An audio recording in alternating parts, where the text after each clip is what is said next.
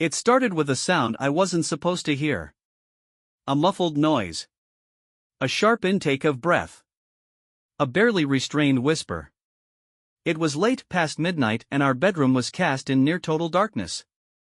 I had been asleep, or at least I thought I had, floating in that hazy space between dreams and consciousness. Then I heard it. A quiet murmur. At first, I thought it was nothing. Claire sometimes talked in her sleep, usually just random words or unfinished sentences. But something about the way she spoke made me listen more carefully. Her voice was soft but clear, not the meaningless mutterings of a dream. Yes, tomorrow everything is in force. I didn't lose the hotel card you gave me. It's in my bag. My entire body tensed. My mind sharpened instantly, shaking off the last remnants of sleep. I stayed perfectly still, listening, waiting for more. But there was nothing. Her breathing remained steady, deep, the way it always sounded when she was fully asleep. She had no idea what she had just said.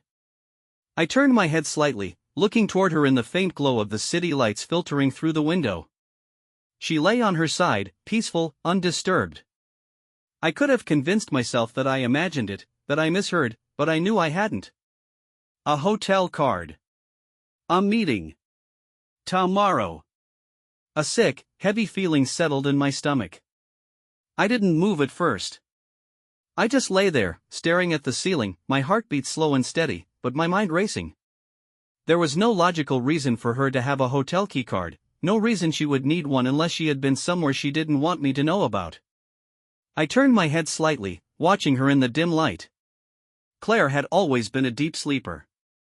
She wouldn't wake up easily. If I moved carefully, I wouldn't wake her. I slid out of bed slowly, carefully, making sure not to disturb her. Years of waking up early without bothering her had made me light on my feet. I moved toward the closet, where she always left her bag. I crouched down and unzipped it. My hands moved quickly, searching. Wallet, keys, receipts, makeup, everything she always carried. But then, at the bottom, my fingers brushed against something smooth. I pulled it out. A hotel key card. I turned it over in my fingers, staring at the name stamped on the front. The Langston. A luxury hotel downtown. I gripped it tightly, my pulse steady and slow. I knew the Langston.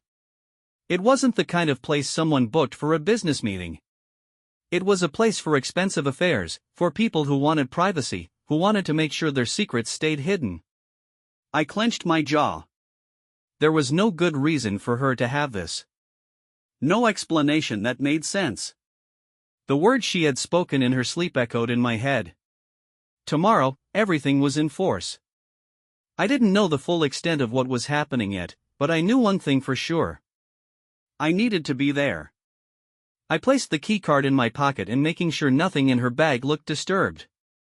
I stepped back, my breathing slow and controlled, my mind already running through every possibility. Claire shifted slightly in bed, sighing softly in her sleep. I froze, watching her closely, but she didn't wake up. She turned onto her back, one arm resting across her stomach, completely unaware that she had just shattered everything I thought I knew about her. I slipped back into bed, but sleep never came. I lay there, my body tense, my thoughts relentless. For years, I had trusted Claire without question. I had never once suspected her of lying to me, never thought I needed to. If she had been acting strange over the past few months, I had explained it away: stress from work, long hours, exhaustion. It all seemed reasonable at the time. Now, I wasn't so sure. I turned my head slightly, watching Claire's sleeping face. She looked the same as she always had. The same woman I had married. But something had changed. And I had to find out what. The hours crawled by. I didn't move. I didn't speak. I just waited. When the first traces of morning light crept through the curtains, Claire stirred beside me. She let out a soft sigh, stretching slightly before turning onto her side. I closed my eyes just enough to make it seem like I was still asleep, watching her through barely parted lashes. Claire's alarm went off at 6:30 a.m. The sound cut through the room, but I was already awake. I had never gone back to sleep, I had spent the rest of the night sitting in the living room, staring at the hotel keycard, my thoughts running in circles. She moved around the bedroom, completely unaware of what I had found. I listened to the drawers opening, the sound of fabric rustling as she got dressed. She followed the same routine as always, brushing her teeth, tying her hair, slipping into the tailored clothes she always wore to work. At 7:15, she walked into the kitchen. I had already made coffee. She gave me a tired smile, the same one she had given me for years, as if nothing had changed. "Morning," she said. I looked at her. She had no idea. No hesitation in her voice. No guilt in her expression. She picked up her mug and took a sip, not noticing the way my hands were clenched on the table. "Busy day today?" I asked. She nodded. "Yeah, a couple of meetings. Might run a little late." I had heard that before. The same excuse. The same lie. I finished my coffee and stood up. "I have some things to take care of today." She barely looked up from her phone. "All right. See you tonight." I left the house without another word. The Langston Hotel was 20 minutes away. I parked a block down and walked the rest of the way. The lobby was busy, filled with people checking out or sitting around in business attire. The front desk was handling a small line of guests, but I wasn't interested in them. I walked past, moving toward the elevators like I belonged there. I had seen enough affairs play out in movies to know how this worked. Claire and David weren't meeting in the open. They had a routine, a place they considered safe. I needed to find it. I scanned the lobby, looking for anything out of place. A group of businessmen stood near the bar, discussing a deal. A woman in a red dress sat alone, checking her phone. A man in a suit walked past me, heading toward the elevators. Then I saw him. David Mercer. He was sitting in one of the lounge chairs near the window, dressed in the same expensive suits he always wore, holding a coffee like he had no reason to be nervous. He wasn't looking around. He wasn't acting suspicious. He was too comfortable. I took a seat nearby, far enough that he wouldn't notice me, but close enough to watch. He checked his watch twice. A few minutes later, his phone buzzed, and he glanced at it before standing up. He walked toward the elevators. I followed. The hotel had a keycard system for the rooms. You couldn't access the upper floors without one. But I didn't need to go up with him, I just needed to see where he was going. He stepped inside the elevator and pressed a button. I caught a glimpse before the doors shut. 7th floor. I waited a few minutes before taking the stairs. 7 floors wasn't much. My legs burned by the time I reached the top, but I pushed forward. The hallway was quiet, lined with identical doors, the kind that all looked the same no matter where you stayed. I walked slowly, listening. Then I heard it. A door unlocking. A quiet voice. A woman's voice. Claire. I moved quickly, pressing myself against the wall near the corner before they could see me. I heard the door close again. Room 714. I stayed there for a full minute, forcing myself to stay calm. I knew where they were. I knew what they were doing. But I wasn't going to barge in. Not yet. I left the hotel, my hands shaking. The rest of the day passed in a haze. I went home, but the house felt empty. Claire had texted me around noon. "Hope your day is going well. Love you." It almost made me laugh. By the time she came home that evening, I had made my decision. I wouldn't accuse her outright. Not yet. I wanted to see how much she would lie. She walked through the door, dropped her bag on the counter, and stretched. "Long day," she said, rubbing the back of her neck. "You eat yet?" "Not yet." She smiled. "Let's order something." "I don't feel like cooking." I nodded. "Sure." "How was work?" "Busy. Meetings all day." She didn't hesitate. Not even a slight pause. The lie came out of her mouth effortlessly. I leaned back in my chair. You sure? She blinked. What do you mean? You weren't at the office today. Something flickered across her face, just for a second, but she covered it quickly. What are you talking about? I held her gaze. You were at the Langston. Her entire body stiffened. It was so fast, so subtle, but I saw it. She forced out a short laugh. What? Why would I be at a hotel? I pulled the keycard from my pocket and placed it on the table between us. Her face drained of color. Silence. The longest silence we had ever shared. Her eyes darted to the card, then back to me. Her fingers twitched slightly, as if she wanted to grab it but knew she shouldn't. I found that in your bag, I said. Room 714. She opened her mouth, then closed it again. She had no excuse ready. She hadn't expected this. Say something, I said. She swallowed. It's not what you think. Then tell me what it is.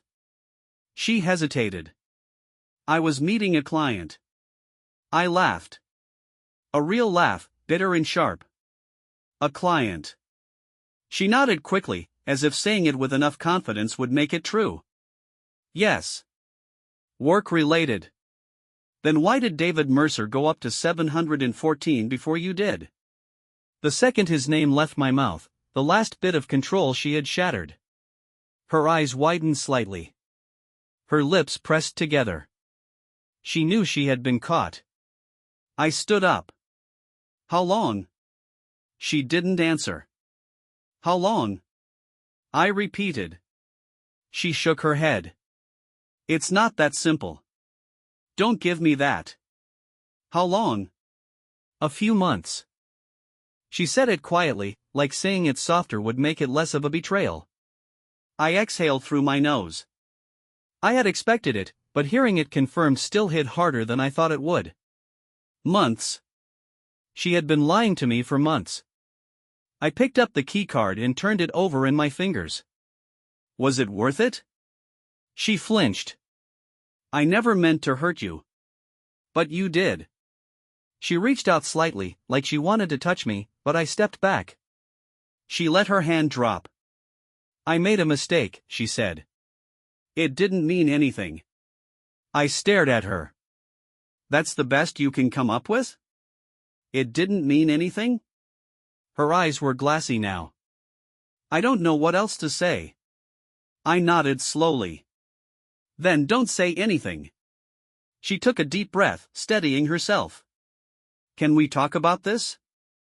I looked at her, really looked at her, and realized I didn't see the same woman anymore. I saw a liar. A cheater.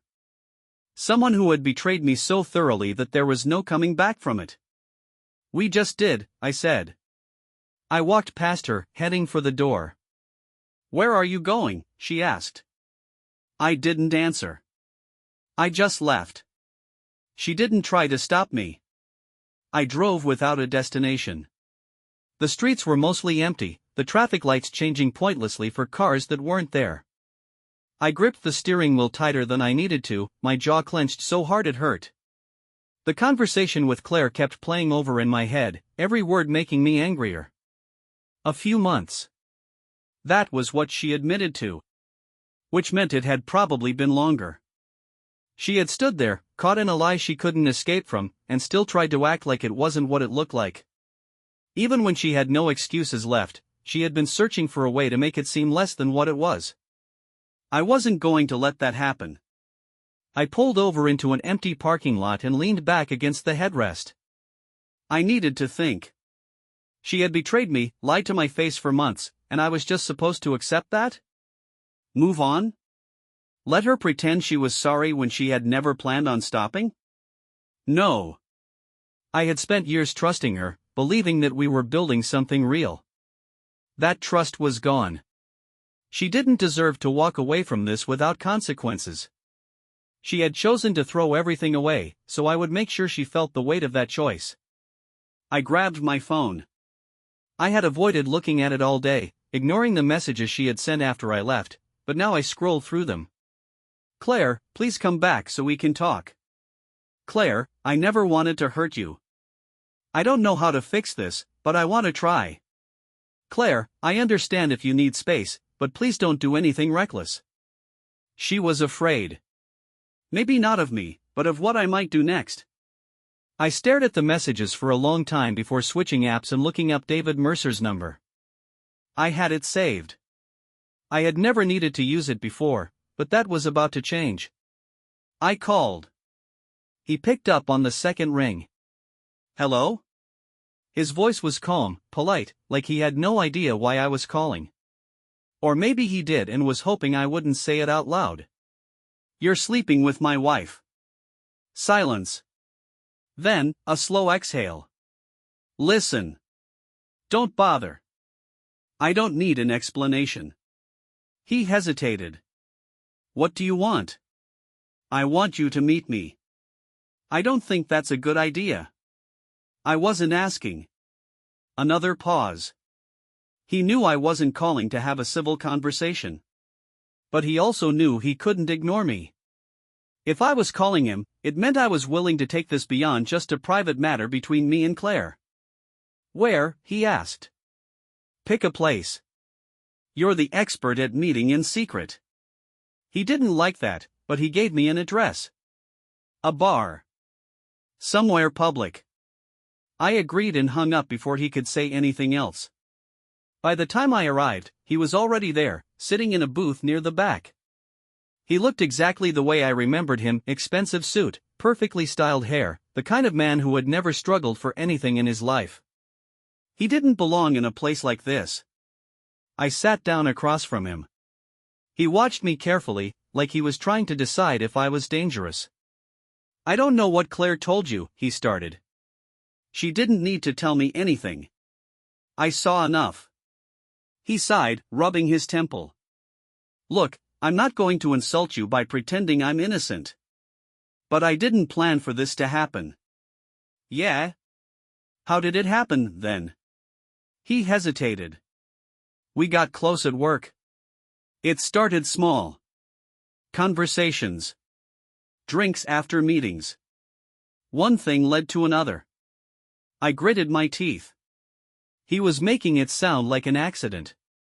Like they had just stumbled into bed together without meaning to. But I knew better. Was she the only one? I asked. He didn't answer right away. That told me everything I needed to know. I don't make a habit of this, he said finally. That was a lie. If he had done this once, he had done it before. Claire wasn't special to him. She was just another woman who had fallen for whatever act he put on in the office. Do you love her? I asked.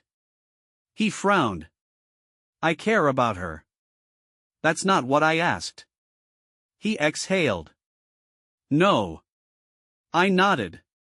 That was the only honest thing he had said so far. You have a wife, I said. His expression tightened.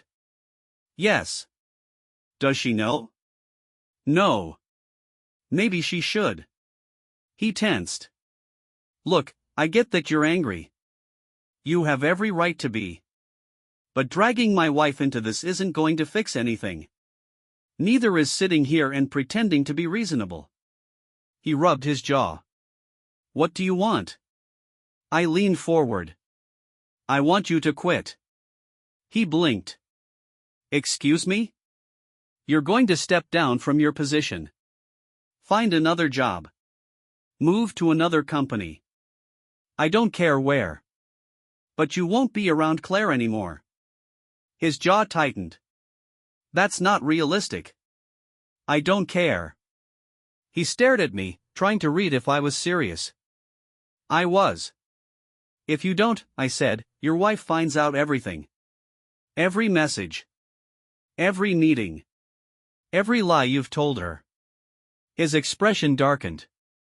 You'd ruin a marriage just to get revenge? Wouldn't be the first time a marriage got ruined. He swallowed hard. I could see the gears turning in his head. He was weighing his options, deciding if calling my bluff was worth the risk. Finally, he exhaled through his nose. I'll think about it. That's not good enough. I need time. You have a week. I stood up. He didn't stop me.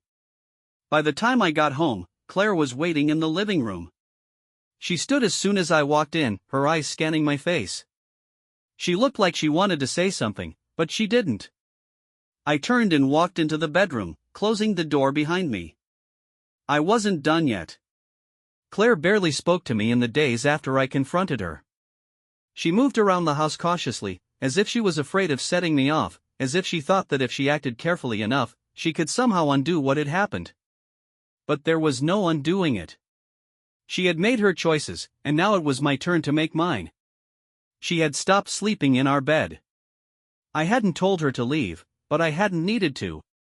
She had quietly taken a pillow and a blanket and moved to the guest room without a word.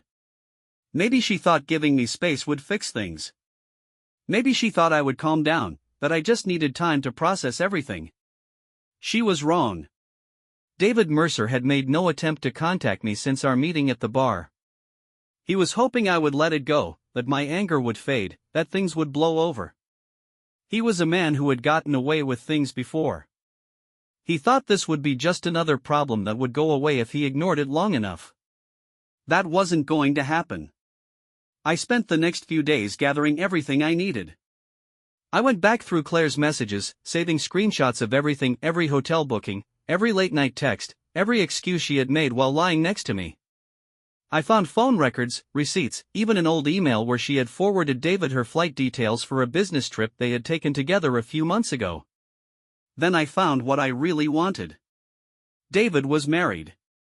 His wife, Lauren Mercer, worked at a law firm downtown. I had never met her, but I had seen her before, standing next to him in company photos. She looked like the kind of woman who had been raised in the right circles, who had spent her life around money and power. The kind of woman who expected loyalty. I found her personal email easily. It took less than 5 minutes of searching.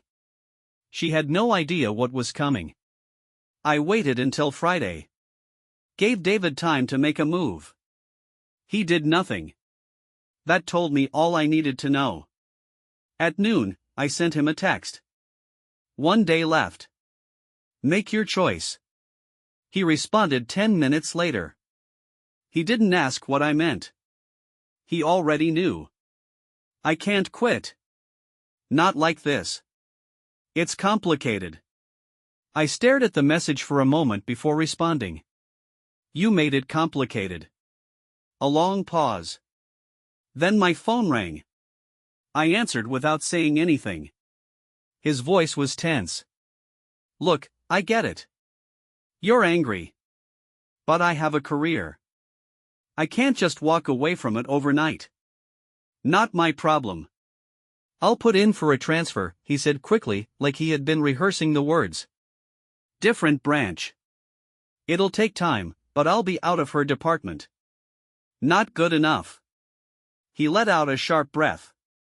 I don't report directly to her. We don't even work in the same. I hung up. I wasn't going to argue. He had been given a chance to walk away clean. He had chosen not to take it. At 12:30, I sent an email to Lauren Mercer. I didn't waste time on long explanations. I attached everything, the messages, the photos, the proof. I kept the subject line simple. Your husband has been lying to you. Then I hit send. I left the house after that. I didn't want to be there when everything started falling apart. I didn't want to see Claire's reaction when David called her in a panic. I didn't want to listen to her try to defend herself, try to act like this wasn't her fault. I drove to a bar across town, ordered a drink, and waited. By 5 p.m., I had a message from Claire. What did you do? I ignored it. By 6:30, I had 3 missed calls. By 7 o'clock, she sent another message. His wife called me. She's leaving him. I finished my drink before responding. Good. Claire tried calling. I let it ring. She sent another message a minute later. Come home. We need to talk. I sat there for a while, staring at the screen, before putting the phone down. I ordered another drink. By the time I got back home, Claire was waiting in the kitchen. She looked like she hadn't sat down since I left. Her arms were crossed tightly over her chest, her phone face down on the counter next to her. The screen was still lighting up with notifications, probably David. I closed the door behind me. She didn't move. "What did you do?" she asked. I grabbed a beer from the fridge and twisted off the cap. "You already know." She swallowed hard. "You destroyed his family." I took a sip. "He destroyed it." She exhaled slowly. "His wife kicked him out. That's her choice." Her fingers clenched against her arms. "He's probably dealing with it right now. Explaining himself. Trying to fix what can't be fixed. Maybe packing a bag." I leaned against the counter. "Sounds familiar." She shook her head. "This isn't the same." I didn't answer. She flinched. I could see it in the way her shoulders tensed, the way she tried to keep her expression even. She opened her mouth, then closed it again. She was trying to find the right words, the ones that would make me reconsider. But there weren't any. "I made a mistake," she said. I nodded. "Yeah." She hesitated. "But we can fix this." I almost laughed. I picked up the bottle and finished the rest of my drink before setting it down on the counter. "No, we can't." She took a step forward. "Please. Just let's talk." I turned and started walking toward the bedroom. She followed. "Don't just walk away. I don't want to lose you." I stopped in the doorway. "You lost me months ago." She stared at me. "So that's it?" "I don't know yet." She reached for my arm. I pulled away. "Don't." Her breath caught slightly. She let her hand drop. I turned and walked into the bedroom, closing the door behind me. Claire didn't try to speak to me the next morning. She barely moved from the guest room. I heard her get up, heard the sound of her shuffling around, but she didn't come out when I made coffee. She was waiting, hoping I would be the one to say something first. I didn't. By noon, I left the house. I had things to take care of. David Mercer had gone completely silent.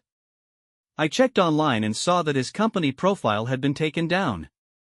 The official website still listed him, but that would change soon. He was done. Whether he had resigned or been forced out didn't matter. His career was over. I spent the next few hours preparing for what came next. I contacted a lawyer. I pulled financial records. I made sure I knew every step I needed to take. When I got back home, Claire was sitting at the kitchen table. She had changed clothes, brushed her hair, tried to make herself look like everything was fine. It wasn't. She leaned forward slightly. "You're angry. I understand that. But this doesn't have to be the end." I exhaled through my nose. "Claire." She swallowed. "We can go to counseling. We can figure out what went wrong and work on it." I shook my head. "You already figured out what went wrong. You just didn't care. That's not fair. None of this is fair." She pressed her lips together. "Do you still love me?" I didn't answer immediately. Her fingers tensed slightly, waiting for the response. "I don't know," I said finally. She looked down at the table. "If you didn't, you wouldn't be this angry." I leaned back in my chair. "I'm not angry. Not anymore." Her jaw tightened. She knew that was worse. Anger meant there was still something left to fight for. This was different. She inhaled slowly. "I don't want to throw everything away." "You already did." She closed her eyes briefly. "I made a mistake. You made a choice." She didn't argue. She knew the difference. I folded my arms. Why? She blinked. What? Why did you do it? She looked away for a second, thinking. I don't have a good answer. Try. She hesitated. It wasn't about you. I gave a short laugh. That's supposed to make it better? No, she admitted. But it's the truth. I let the silence stretch. She was searching for a way to explain herself without making it worse, but there wasn't one. Finally, she spoke again. It started as a distraction. Work was stressful. He paid attention to me. It felt exciting. I nodded slowly. And you never thought about how it would end? She swallowed. I didn't think that far ahead. That's the problem. She looked at me. I never stopped loving you. I tilted my head slightly. You don't get to say that. She flinched. It's true. No, it's not. You don't do this to someone you love. Her breath hitched. She gripped the edge of the table. So that's it? I didn't answer right away. I had spent days thinking about this, going back and forth in my mind. Part of me wanted to make her feel what I had felt. Part of me wanted her to know what it was like to lose everything she thought was safe. But another part of me was just tired. I already talked to a lawyer, I said. She inhaled sharply. You. I want a divorce. Her hands curled into fists. You don't even want to try? No.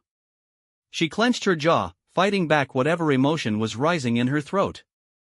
This isn't just your decision. I stood up. It is now. She stared up at me, eyes burning, but she didn't say anything.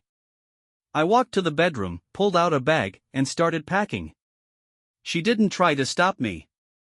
The papers were filed. There was nothing left to discuss. Claire didn't fight the divorce. She had no ground to stand on, and she knew it. She tried, at first, to slow the process, to suggest that there was still time to reconsider, but the look on my face must have told her that there wasn't. She signed where she needed to sign. The house had to be sold. There was no point in keeping it.